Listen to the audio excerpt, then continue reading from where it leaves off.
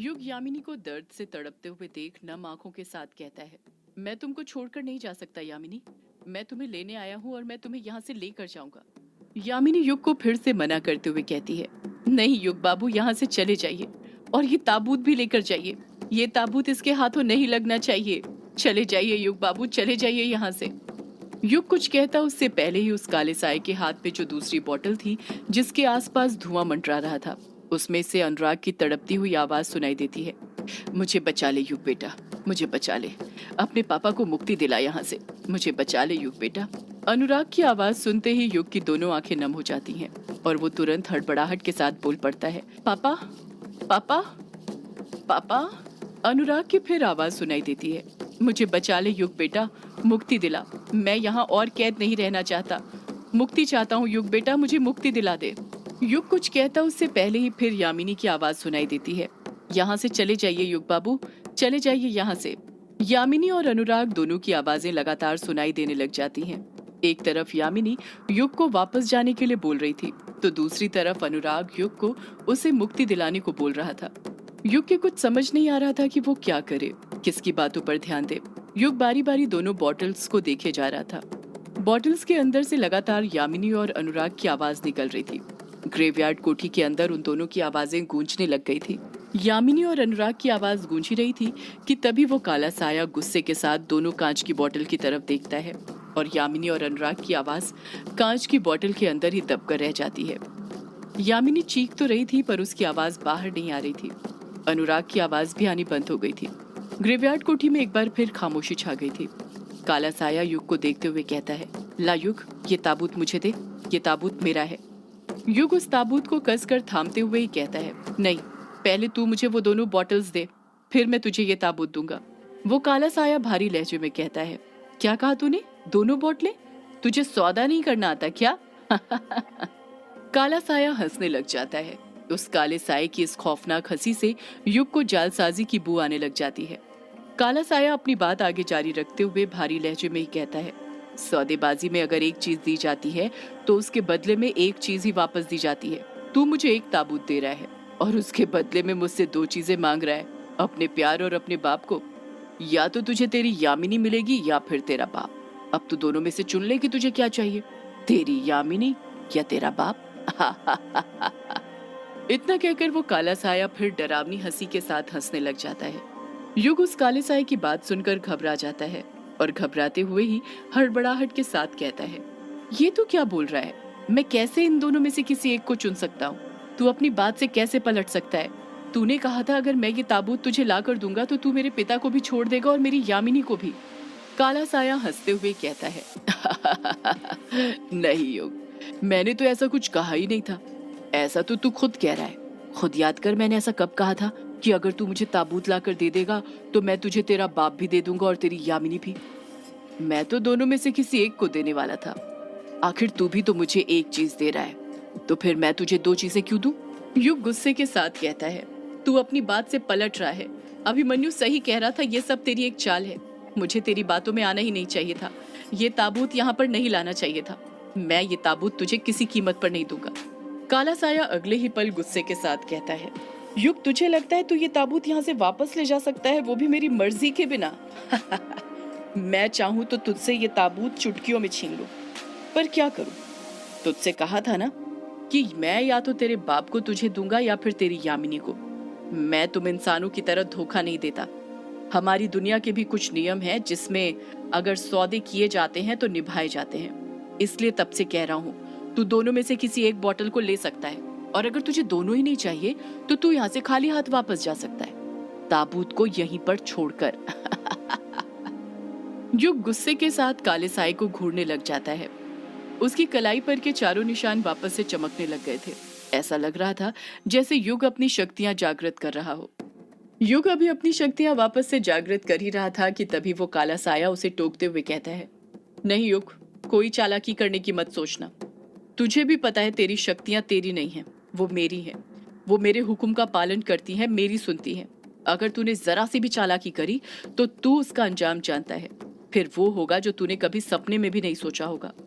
उस काले साए की बात सुनकर युग कुछ शांत हो जाता है। अब वो भी घबराने लग जाता है। उसके कुछ समझ नहीं आ रहा था कि वो क्या करे। वो काला साया फिर से कहता है, जल्दी कर युग, मेरे पास वक्त कम है। कल ब्लड मून की रात है, मुझे तैयारियां शुरू करनी है। युग डरते हुए कहता है, तैयारी? कैसी तैयारी? काला साया हंसते हुए डरावनी आवाज में कहता है, तेरे दोस्तों की मौत की। युग के हाथ डर के मारे कांपने लग गए थे। काला साया फिर कहता है, जल्दी चुन युग, बता तुझे कौन सी बोतल चाहिए, तेरे बाप वाली या यामिनी वाली? युग अपनी नजरें उन दोनों बोतलों पर टिका देता है। उसके समझ में नहीं आ रहा था कि वो किसे चुने, अपने पिता को या फिर अपने प्यार को। उसके लिए फैसला लेना बहुत मुश्किल हो गया था। एक तरफ उसका प्यार था तो दूसरी तरफ वो बाप जिसके कारण उसका इस दुनिया में अस्तित्व था। युग ना में अपना सिर हिलाते हुए परेशान होते हुए कहता है, नहीं, मैं नहीं चुन सकता, ये बहुत मुश्किल है, मैं नहीं चुन सकता दोनों में से किसी एक को। वो काला साया वहां पर खड़ा ही हुआ था कि तभी उसे कुछ महसूस होता है और वो भारी आवाज में बड़बड़ाता है, आजा, आजा, आजा। युग उस काले साए पर ध्यान नहीं देता है। उन दोनों बोतलों को देखते हुए सोचने लग जाता है कि वो क्या करे। बोतल के अंदर मौजूद यामिनी को तो युग और काले साए की सारी बातें सुनाई दे रही थी, पर यामिनी की आवाज बाहर नहीं जा रही थी। वो बार बार चीखे जा रही थी और अपने हाथों से वो बोतल तोड़ने की कोशिश कर रही थी, पर नहीं तोड़ पा रही थी। युग फिर बड़बड़ाता है, मैं कैसे दोनों में से किसी एक को चुन सकता हूँ? एक वो है जिसने मुझे जिंदगी दी है, तो एक वो है जिसने मुझे ये जिंदगी जीना सिखाया है। नहीं, मैं दोनों में से किसी एक को नहीं चुन सकता। वो काला साया हंसते हुए कहता है, युग, तू बहुत परेशान लग रहा है और मुझसे तेरी ये परेशानी देखी नहीं जा रही। तू दो में से किसी एक को नहीं चुन सकता, पर तीन में से किसी दो को तो चुन सकता है ना? युग के कुछ समझ नहीं आ रहा था कि वो काला साया क्या कहना चाहता था, उसके कहने का क्या मतलब था। वो काला साया कुछ कहता उससे पहले ही अभिमन्यु की आवाज सुनाई देती है, युग। जब युग पीछे मुड़ता है तो देखता है कि उसके पीछे अभिमन्यु और कछुआ खड़े हुए थे और दोनों ही बौखलाए हुए थे। हवा में उड़ती हुई उस चीज का पीछा करते हुए अभिमन्यु और कछुआ ग्रेवयार्ड कोठी तक पहुंच गए थे। वो चीज कुछ और नहीं बल्कि ताबूत ही थी जो उन्हें ग्रेवयार्ड कोठी तक ले आई थी। युग उन दोनों को अचानक से वहां पर देखकर दंग रह जाता है।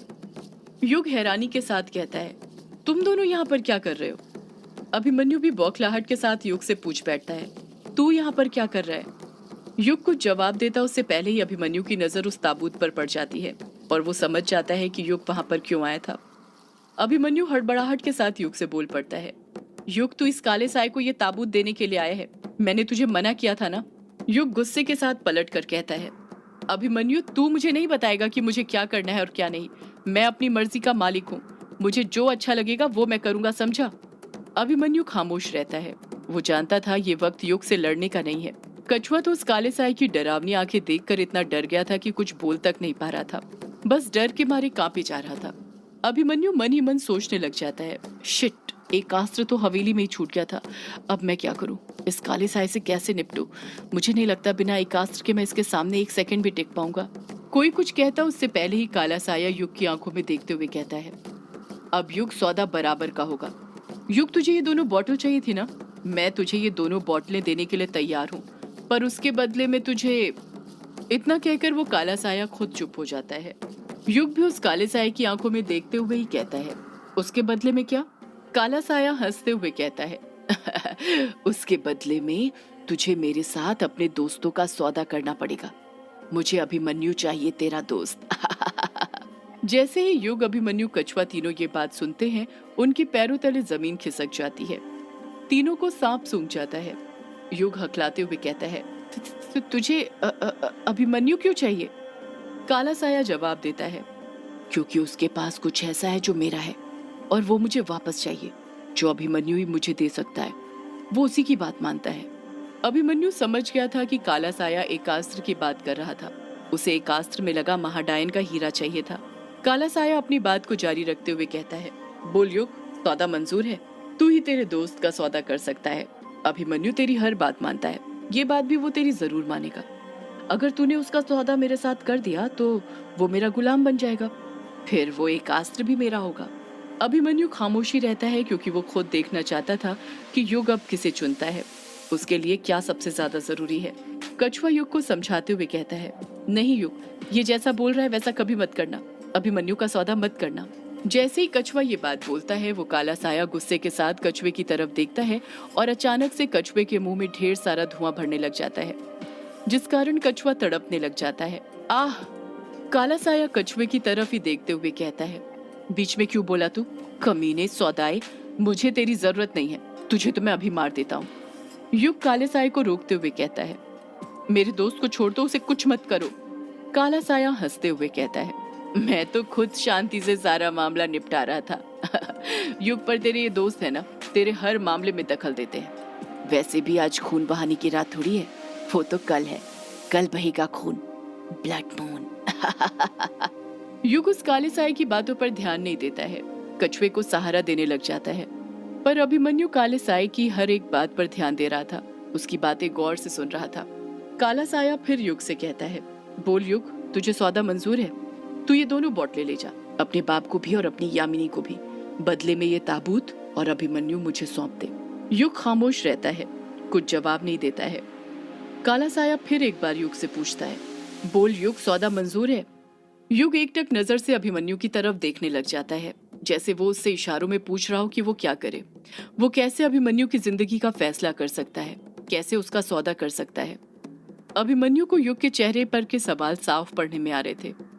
अभिमन्यु बिना किसी डर के अपने चेहरे पर मुस्कान लाते हुए युग से कहता है, युग, तू जो सौदा करना चाहता है कर सकता है, मेरी ये जिंदगी भी तेरी ही है, तू दोस्त है मेरा, और मेरी जिंदगी पर मेरा जितना हक है उतना ही तेरा भी हक है।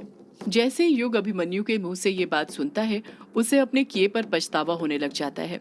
उसे याद आता है कि अभी कुछ देर पहले वही अभिमन्यु से कह रहा था कि ये मेरी जिंदगी है और मैं जो मर्जी चाहे कर सकता हूँ। अब वही अभिमन्यु उसे अपनी जिंदगी सौंप रहा था, अपना सौदा उस काले साए के साथ करने के लिए तैयार हो गया था। अभिमन्यु युग से बड़े प्यार से कहता है, तू मेरा सौदा कर सकता है युग, अगर इसके बदले में वो काला साया तुझे तेरे पापा और यामिनी को सौंपने के लिए राजी है तो मैं भी इस सौदे के लिए तैयार हूँ। युग अभिमन्यु से कुछ कहता उससे पहले ही काला साया गुस्से के साथ कहता है, जल्दी कर, कल ब्लड मून की रात है, यानी खून की रात है, बोल तुझे सौदा मंजूर है या नहीं। युग फिर कुछ जवाब नहीं देता है। काला साया फिर युग पर दबाव बनाते हुए पूछता है, बोल युग, सौदा मंजूर है या नहीं। कछुआ और अभिमन्यु की निगाहें युग पर टिकी हुई थी, यहाँ तक कि बोतल के अंदर कैद यामिनी की भी। वो भी देखना चाहती थी कि युग क्या फैसला लेता है, अपने प्यार के लिए अभिमन्यु का सौदा काले साए के साथ करता है या नहीं। सदियों से है पुरानी ये है यक्षिणी की कहानी। यक्षिणी एक आग है, यक्षिणी तेरा ख्वाब है।